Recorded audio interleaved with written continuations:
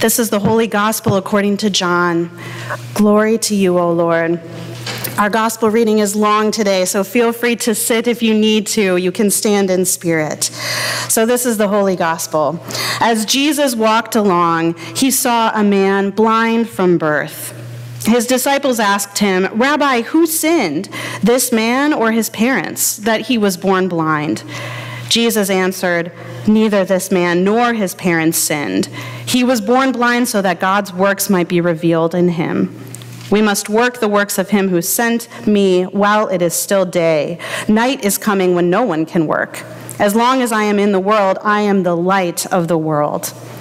When he had said this, he spat on the ground and made mud with the saliva and spread the mud on the man's eyes, saying to him, "Go wash in the pool of Siloam," which means sent.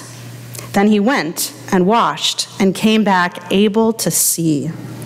The neighbors and those who had seen him before as a beggar began to ask, "Is this not the man who used to sit and beg?" Some were saying, "It is he." Others were saying, "No, but it is someone like him."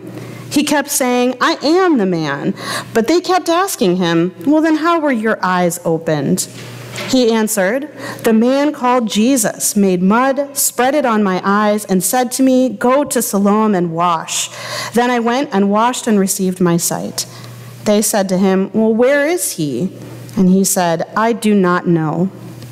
They brought to the Pharisees the man who had formerly been blind. Now it was a Sabbath day when Jesus made the mud and opened his eyes. Then the Pharisees also began to ask him how he had received sight. He said to them, "He put mud on my eyes, then I washed, and now I see." Some of the Pharisees said, "Well, this man is not from God, for he does not observe the Sabbath." But others said, "How can a man who is a sinner perform such signs?" And they were divided. So they said again to the blind man, "What do you say about him? It was your eyes he opened." He said, "He is a prophet." The Jews did not believe that he had been blind and had received his sight until they called the parents of the man who had received his sight and asked them, "Is this your son who you say was born blind? Then how then now does he see?" His parents answered, "We know that this is our son and that he was born blind, but we do not know how it is that he sees, nor do we know who opened his eyes. Ask him. He is of age. He will speak for himself." His parents said this because they were afraid of the Jews, for the Jews had already agreed that anyone who confessed Jesus to be the Messiah would be put out of the synagogue. Therefore, his parents said, "He is of age. Ask him." So for the second time, they called the man who had been blind, and they said to him, "Give glory to God. We know that this man is a sinner." He answered, "I do not know whether he is a sinner. One thing I do know, that though I was blind, now I see." They said to him, "What did he do to you? How did he open your eyes?" He answered them, "I have told you already, and you would not listen. Why do you want to hear it again? Do you also want to become his disciples?" Then they reviled him, saying, "You are his disciple, but we are disciples of Moses. We know that God has spoken to Moses, but as for this man, we do not know where he comes from." The man answered, "Here is an astonishing thing. You do not know where he comes from, and yet he opened my eyes. We know that God does not listen to sinners, but he does listen to one who worships him and obeys his will. Never since the world began has it been heard that anyone opened the eyes of a person born blind. If this man were not from God, he could do nothing." They answered him, "You were born entirely in sin. Are you trying to teach us?" And they drove him out. Jesus heard that they had driven him out, and when he found him, he said, "Do you believe in the Son of Man?" He answered, "And who is he, sir? Tell me so that I may believe in him." Jesus said to him, "You have seen him, and the one speaking with you is he." And he said, "Lord, I believe." And he worshipped him. Jesus said, "I came into this world for judgment, so that those who do not see may see, and those who do see may become blind." Some of the Pharisees near him heard this and said to him, "Well, surely we are not blind, are we?" And Jesus said to them, "If you were blind, you would not have sin. But now that you say, 'We see,' your sin remains." The gospel of the Lord. Praise to you, O Christ.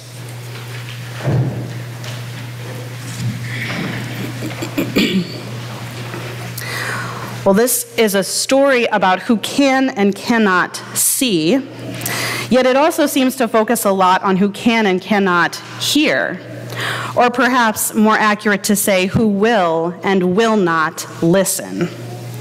Jesus and his disciples encounter a man who has been blind since birth. The disciples want to quibble with the ethical question of why. Why is he blind? Has he done something to deserve this?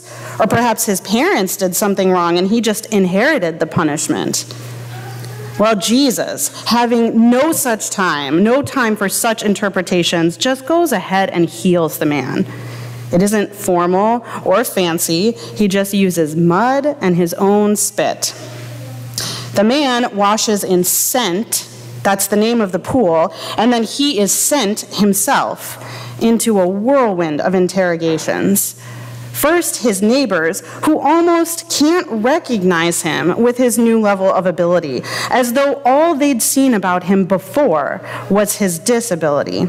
He tells them, "It's me. I am the same guy." But they don't really seem to be listening. So they take him to the authorities. Well, get ready for some real inability to listen. The Pharisees, the religious authorities, they don't listen to this man when he tells them how he was healed. Then they brush off his parents, who come to attest that he is indeed the same guy. Didn't anyone see this person before? And then they haul this poor guy back again and ask the same questions again and decide not to listen to him again. He even says to them, "I told you this already, but you would not listen." Well, the Pharisees conclude by telling him he was born in sin. Maybe they weren't there when Jesus said that's not the case, but really, would they have listened even if they had been there? So then they kick this man out of the synagogue, out of his community, which was clearly their intention all along. Why listen when you think you already know the answer? And then Jesus finds him, just as Jesus found him the first time. And Jesus sees him for who he is, just as Jesus saw him the first time. Indeed, someone did see him beyond his disability. It wasn't the disciples, it wasn't this man's neighbors, it wasn't the religious authorities. It seems to have not even been this man's own parents. It was Jesus, this total stranger, who saw him. And when Jesus asks the man questions, he listens to his answers. And in return, this man also listens to Jesus. They have what feels like the first actual back and forth conversation in this whole story. Jesus tells the healed man that he has come to set things right, to reveal the truth. Jesus is the light of the world, and that's what light does. It reveals what's really there. Everyone claiming that they know so much and see so much, like those Pharisees, Jesus says, they'll be revealed to be spiritually blind, far less knowledgeable than they claim. And the nobodies, the ones that others barely even saw, barely even listened to, they'll be revealed as the ones who really know what's going on. This man, who seems to have been ignored, mistreated, and dismissed by everyone around him, he's told that he is in the club now. He is in the inner circle. He is in the know. Perhaps this is as much a miracle as his being able to see, his being finally seen. Jesus sees him for who he is, beyond the level of sight he does or does not have. And this man, who had no social standing within his community, he's the one who sees the truth about who Jesus really is, the Messiah, the light of the world, the great revealer. This Lent, we have heard a series of stories about Jesus' encounters with people from the Gospel of John. If you remember back a few weeks ago, we heard the story of Jesus talking in the middle of the night with Nicodemus. Jesus told him how God provides the opportunity for rebirth, being born anew. That isn't like a physical birth, but is this spiritual mystery that transforms you. And then if you remember, after that, we heard the story of Jesus meeting a Samaritan woman at the well. And Jesus told her how God provides abundant, living water. That isn't physical water, but it's this spiritual mystery that satiates your deepest longings. And now we're hearing the story of Jesus healing a man who was born blind. But of course, the sight that Jesus provides isn't just physical sight. He reveals to him a spiritual mystery about how much God can reveal to those who are ready to see, ready to listen. Each one of these stories has come with a Lenten invitation to us. Are we ready to be reborn in the Spirit? Are we ready to drink of the living water?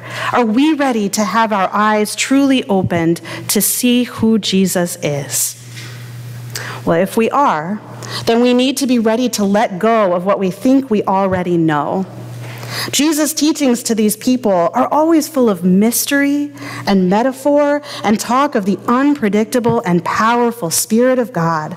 The Spirit is up to something. It's on the move.